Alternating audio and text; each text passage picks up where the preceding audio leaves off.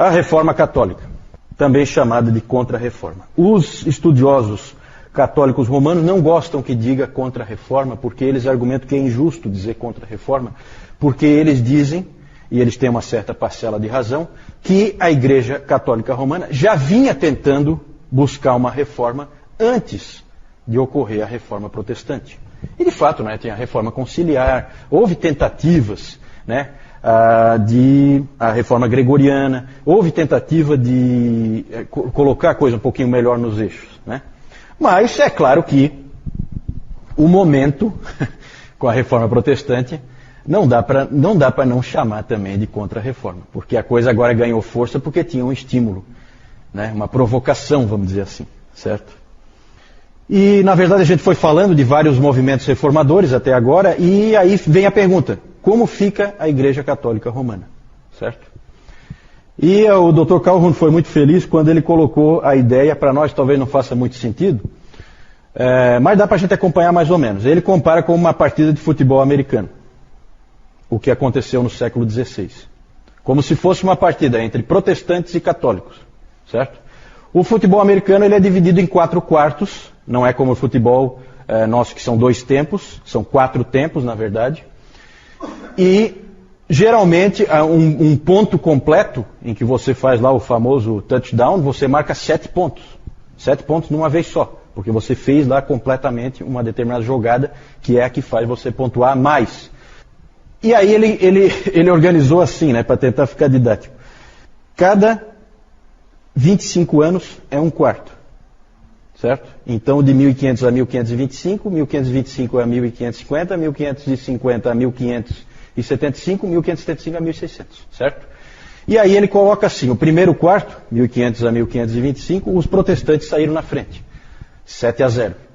Depois eles ganharam ampla margem, ampla vantagem no segundo quarto, ganhando já de 35-7, certo? Mas começou a haver reação, que é a Contra-Reforma, certo? No terceiro quarto já podíamos dizer que estavam 42-35, portanto você vê ali que os católicos reagem fortemente depois de 1550, e no quarto quarto os católicos já estão na frente no jogo, 45-42, certo? Isso só é possível por causa de um grupo de jogadores que entrou do segundo para o terceiro quarto, né? Usando a analogia do jogo, certo? Tinha gente no banco de reservas que era capaz de mudar o resultado do jogo. Essas pessoas chamam-se Companhia de Jesus, certo? Companhia de Jesus. Vamos falar um pouco da Companhia de Jesus. Quando se fala em Contra-Reforma, temos que falar da Companhia de Jesus. Pode passar aí. E aí nós temos que falar do seu fundador, Inácio de Loyola. Toda essa história da companhia começa em uma caverna na Espanha em 1521. Inácio de Loyola era um soldado e ele estava passando por um momento de tormento na vida dele, grande tormento espiritual. Ele resolveu abandonar as armas e entregou a sua vida à igreja. E ele estava lá refugiado nessa caverna, meio como um eremita. Ali ele concebeu um livro que depois se tornaria muito importante. O nome desse livro é Os Exercícios Espirituais. Na verdade seria um livro que moldaria depois toda a ordem. Isso aí é uma nova ordem, certo? Nós falamos já de várias ordens, né, da Igreja Católica Romana. A Companhia de Jesus é uma nova ordem. Ela começou em 1534, organizada por Loyola e mais 6 homens, e foi estabelecida e oficializada pelo Papa em 1540. Certo? Ali ela foi colocada como oficial da Igreja Católica Romana. O Loyola escreveu um livro de regras para aqueles que fizessem parte da Companhia de Jesus, os jesuítas, né? Então, para quem ainda não tinha se tocado de quem que nós estamos falando, Companhia de Jesus são os jesuítas, os que fazem parte da Companhia de Jesus. A principal ordem naquela regra era a seguinte: um jesuíta deve ter absoluta obediência à igreja. A segunda regra era: um jesuíta deve se opor ao ressurgimento do agostinianismo na igreja. Certo? Então, nada, em hipótese alguma, graça, só graça. Certo? Então, são guerreiros poderosos para fazerem frente ao protestantismo. Ele escreveu o seguinte, Loyola: se queremos ter certeza de que estamos certos de todas as coisas, precisamos estar sempre prontos a aceitar este princípio. Eu vou acreditar que o branco que eu vejo é preto, se a igreja hierárquica assim definir. Então, quando eu ponho ali obediência cega, é cega. Cega mesmo. Ele disse, a camisa do João, se vier aqui o Papa e disser que ela é preta para mim. É preta. Eu vou acreditar nisso, por toda a lei. Imagina o que o Papa Paulo III lá e companhia não fez nessa hora, né? Levantou a mão para o céu. Olha quem apareceu. Nós estávamos aqui perdendo de feio essa partida e olha só os caras que apareceram. Verdadeiros brutamontes para entrar no meu time, para usar a ilustração do futebol americano, né? Precisa de uns caras meio brutamontes para jogar. Então apareceram esses sujeitos do nada. Na verdade havia agora um exército nas mãos do Papa. E que exército? Um jesuíta para ser formado levava 12 anos. Às vezes eu vejo o pessoal reclamando aí porque estuda 5 anos na faculdade. Que é isso? 12 anos para você se formar. 12 anos de estudo e de autoexame para você poder se tornar um jesuíta. As pessoas que saíam de lá saíam extremamente bem formadas e extremamente disciplinadas para lutarem pela sua causa.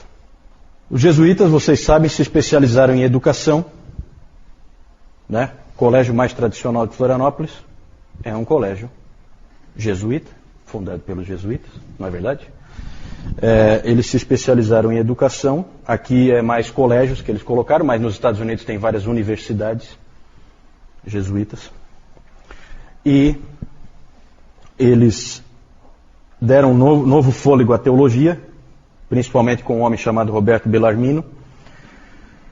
Eles elaboraram todo um esquema de casuísmos, casos de consciência. Eles eram capazes de defender qualquer coisa. Eles tinham umas jogadas que eles faziam em argumentação, que eles tinham a capacidade de defender qualquer coisa que eles quisessem. Eles são famosos por dizerem uma coisa querendo dizer outra, né? Tem um dizer católico, tá? Que diz assim: há 3 coisas que ninguém sabe. Ninguém. Quanto um dominicano conhece, quantas ordens para mulheres há na Igreja Católica e o que um jesuíta está realmente pensando. Então é interessante esse tipo de pensamento, né? Agora, a grande força, por que eles viraram o jogo ali? É o último aspecto que eu coloquei ali. Esses jesuítas são os grandes missionários, certo? Então tudo bem, nós estamos perdendo terreno aqui na Europa, só que nós vamos ganhar o resto do mundo todinho. E fizeram. E os protestantes estavam ali amarrados, não tinha missões nessa época. Ninguém mandava ninguém para lugar nenhum, né? Na verdade eles estavam se consolidando. Era tudo muito novo, certo? Em muitos lugares estavam sendo perseguidos. Então essa coisa assim, vai lá para Genebra, aprende em Genebra, volta para o seu próprio país, porque lá não está nada estabelecido, certo? E aí os católicos foram espertos, né? Eles tinham ali já séculos, né, de uma coisa bem estabelecida, e aí apareceram esses sujeitos aí dispostos a qualquer coisa, esses jesuítas, e os indivíduos foram pelo mundo afora, certo? O grande nome missionário, um sujeito admirável, né? Não é porque é católico que a gente não vai admirar, um sujeito admirável é Francisco Xavier, certo, né? É impressionante o que esse sujeito fez, certo? Ele foi o mundo inteiro navegando lá, foi com os portugueses, saiu de Lisboa, né, num navio e ia por tudo que é canto. Parou em Moçambique, depois foi para a Índia, depois foi para o Japão, depois foi para a China. Na China eu acho que ele não conseguiu entrar, não me lembro. Mas é impressionante. Na verdade, a Espanha, gente, era a grande força motriz do catolicismo. Engraçado como as coisas acontecem, né? Há um tempo antes da Reforma, eu até comentei com vocês aqui, surgiram os 2 grandes reis católicos, Fernando e Isabel, na Espanha, que unificaram a Espanha. Certo? Unificaram. Foram eles que mandaram Cristóvão Colombo, aquela coisa toda. E aí tinha aquele famoso dizer, que Isabel e Fernando eram mais católicos que o Papa.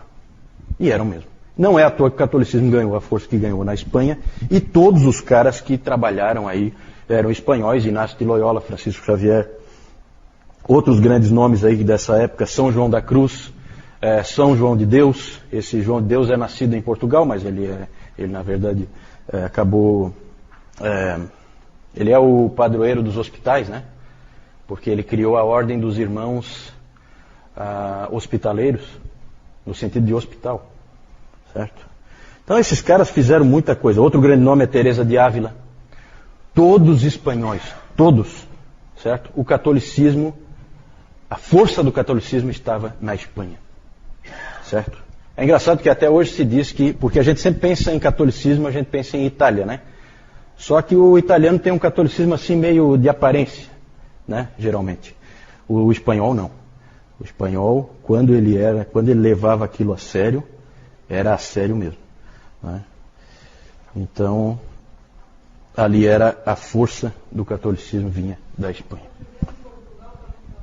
Portugal é diferente. Portugal ele tem menos expressão para o continente como um todo, né? Ele, na verdade, ele era um daqueles pequenos reinos ali da Espanha, certo? Que ficou separado.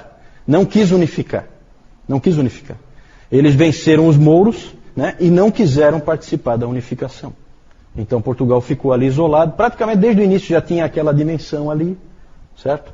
E ele não tinha a mesma expressão que a Espanha para o resto do mundo, né? A Espanha sempre foi mais importante.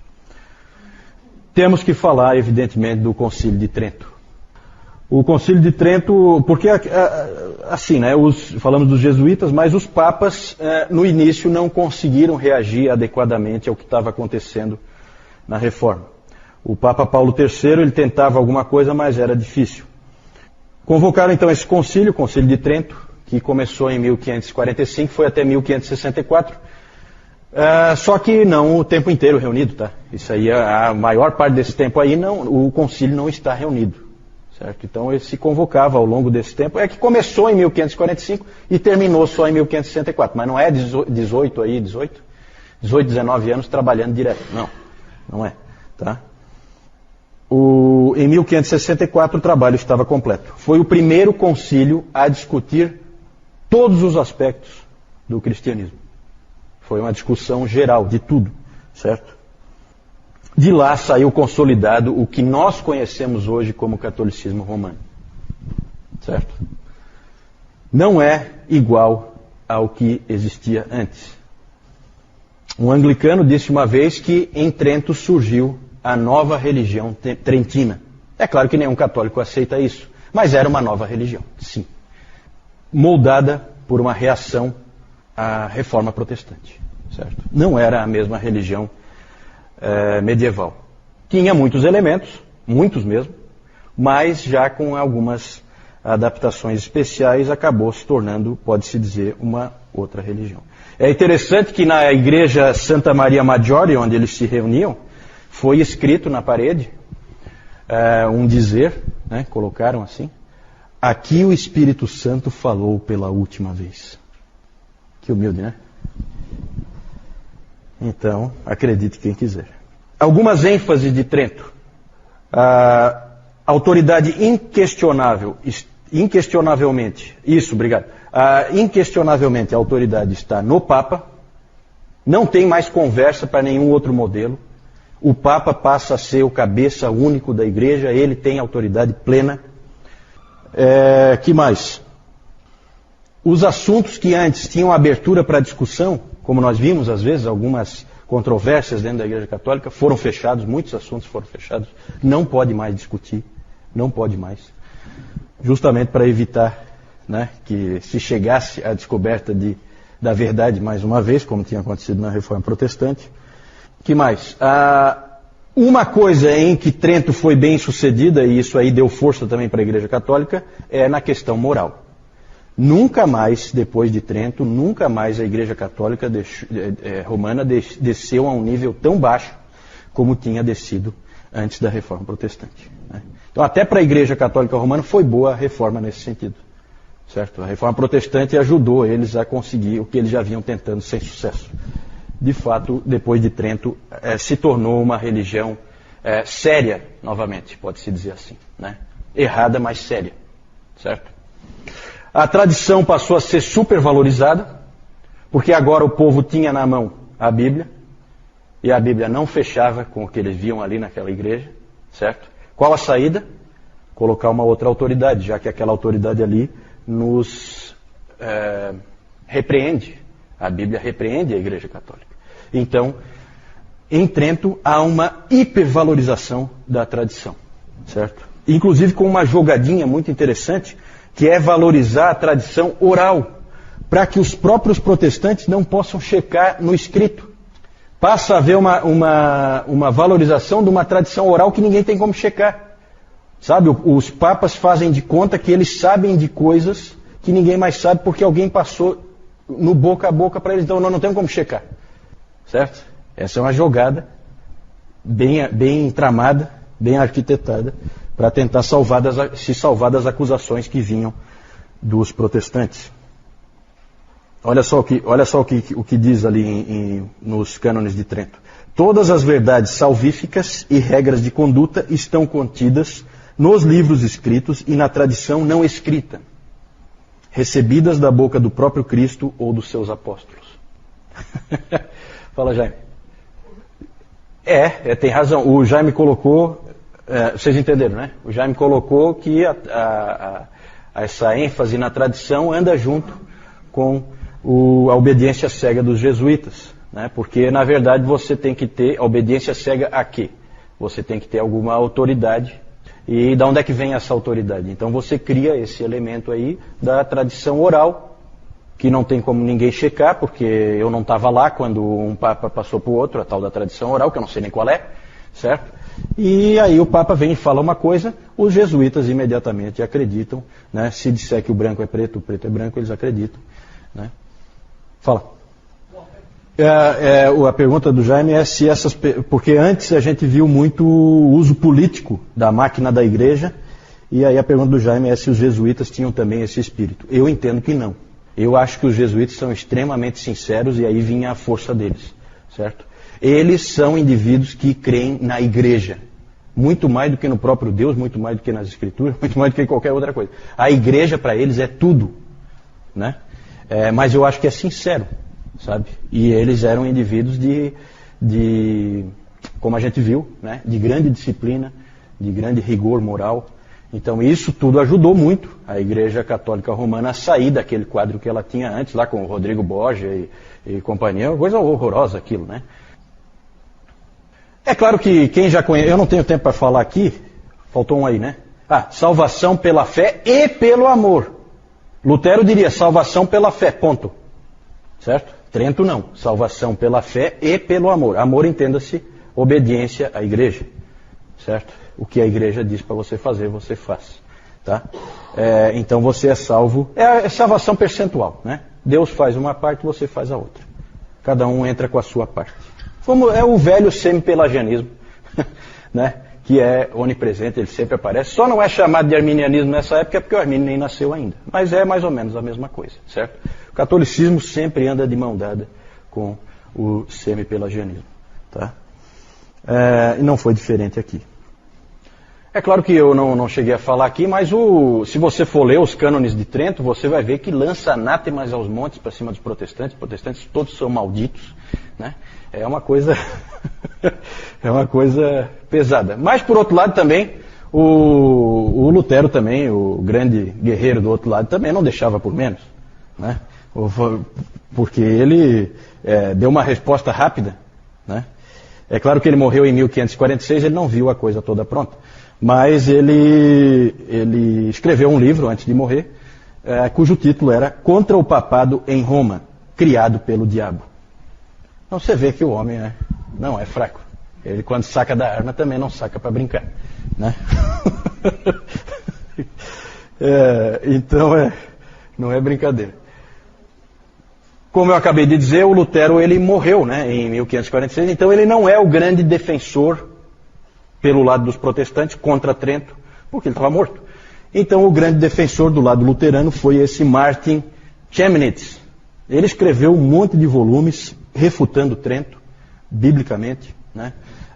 Porque esse documento de Trento era realmente uma ameaça ao protestantismo, né? Algumas pessoas podiam ficar em dúvida quanto ao que estava acontecendo, e ele então foi o responsável por fazer isso aí. Alguns católicos chegaram a dizer a seguinte frase: se o segundo Martinho não tivesse entrado, o primeiro não teria se sustentado. Tá, o valor que eles deram para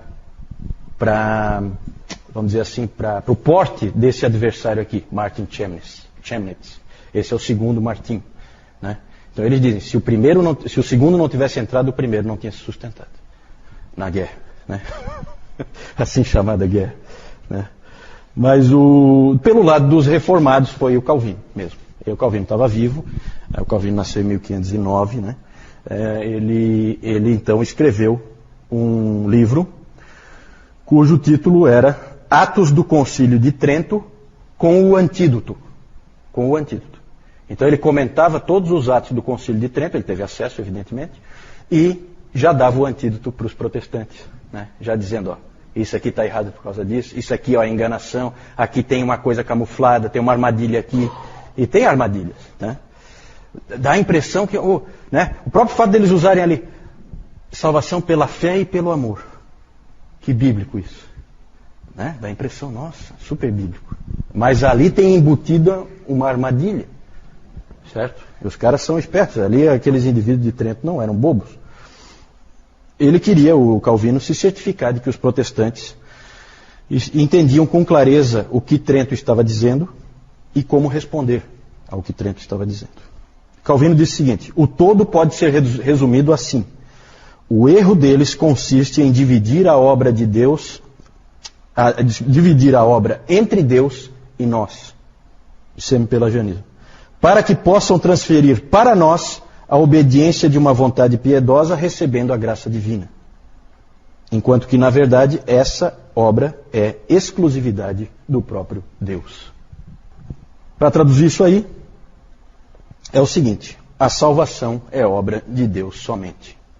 A fé e o arrependimento não são condições para a salvação, como creem os católicos. Eles são parte da salvação.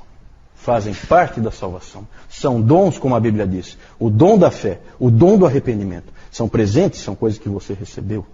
Certo? Nada de semi-pelagianismo. Sempre, sempre, sempre, tá, gente? Quando a gente fala assim, essa discussão, arminianismo, calvinismo, que bobagem. Que bobagem. Na verdade, ninguém, só esse indivíduo que está dizendo isso, acha que isso é uma bobagem. Isso é o cerne. Esse é o ponto de divisão. Esse é o principal aspecto. Lembra do Lutero e o Erasmo? Que o Lutero agradeceu o Erasmo porque o Erasmo foi para o único ponto certo, que é esse aqui. O resto é perfumaria. O resto é importante, mas é o que vem em torno. Vem com o pacote. O cerne é essa questão da graça de Deus e da salvação do homem. Certo? Quem é que se salva? É o homem que se salva a si mesmo ou é Deus que salva o homem? Esse é sempre o ponto principal. Vamos em frente? Aí então, só mostrar para vocês rapidinho. Aquela lá é a viagem do Francisco Xavier, que aparece aqui embaixo. Então ali tem os anos e tal. Muito para a época, gente, impressionante o que esse homem fez. Ele saiu de Lisboa, certo? Num navio português, por isso que parou em Moçambique. E fez toda a obra que fez, chegando até o Japão. Esse Francisco Xavier é incrível. Tem histórias dele que são incríveis, né? Ele ia no meio dos leprosos, ele não tinha medo de nada. O pessoal fala, não, você não pode ir lá porque você vai ficar leproso. Não, eu vou lá. Não tinha isso. Para ele não tinha limite nenhum, né? Realmente a gente precisa, é aquela coisa, não é do outro time, não é do meu time, né? Mas é um cara que eu tenho que dizer que é um excelente jogador. Né? Vamos usar aquela analogia. Né? Não dá para não admirar, certo? Ali o Martin Chemnitz, o Inácio de Loyola, o Concílio de Trento reunido, com toda aquela pompa, né? E o Papa Paulo III. Está meio cansado ele, parece. Acho que é muito problema, né? Muito problema. Vamos lá, pode passar. A Reforma Católica, também chamada de Contra-Reforma. Os estudiosos católicos romanos não gostam que diga Contra-Reforma, porque eles argumentam que é injusto dizer Contra-Reforma, porque eles dizem e eles têm uma certa parcela de razão, que a Igreja Católica Romana já vinha tentando buscar uma reforma antes de ocorrer a Reforma Protestante. E de fato, né, tem a Reforma Conciliar, houve tentativas, né, de a Reforma Gregoriana, houve tentativa de... que é a que faz você pontuar mais. E aí ele organizou assim, né, para tentar ficar didático. Cada 25 anos é um quarto, certo? Então de 1500 a 1525, 1525 a 1550, 1550 a 1575, 1575 a 1600, certo? E aí ele coloca assim, o primeiro quarto, 1500 a 1525, os protestantes saíram na frente, 7-0. Depois eles ganharam ampla margem, ampla vantagem no segundo quarto, ganhando já de 35, colocar a coisa um pouquinho melhor nos eixos, né? Mas é claro que o momento, com a Reforma Protestante, não dá para não chamar também de contra-reforma, porque a coisa agora ganhou força porque tinha um estímulo, né? Uma provocação, vamos dizer assim, certo? E, na verdade, a gente foi falando de vários movimentos reformadores até agora, e aí vem a pergunta, como fica a Igreja Católica Romana, certo? E o Dr. Calhoun foi muito feliz quando ele colocou a ideia, para nós talvez não faça muito sentido, mas dá para a gente acompanhar mais ou menos. Ele compara com uma partida de futebol americano, o que aconteceu no século XVI, como se fosse uma partida entre protestantes e católicos, certo? O futebol americano ele é dividido em 4 quartos, não é como o futebol nosso que são 2 tempos, são 4 tempos na verdade. E geralmente um ponto completo, em que você faz lá o famoso touchdown, você marca 7 pontos. 7 pontos numa vez só, porque você fez lá completamente uma determinada jogada que 5-7, certo? Mas começou a haver reação, que é a contra-reforma. Certo? No terceiro quarto já podíamos dizer que estavam 42-35, portanto você vê ali que os católicos reagem fortemente depois de 1550, e no quarto os católicos já estão na frente no jogo, 45-42, certo? Isso só é possível por causa de um grupo de jogadores que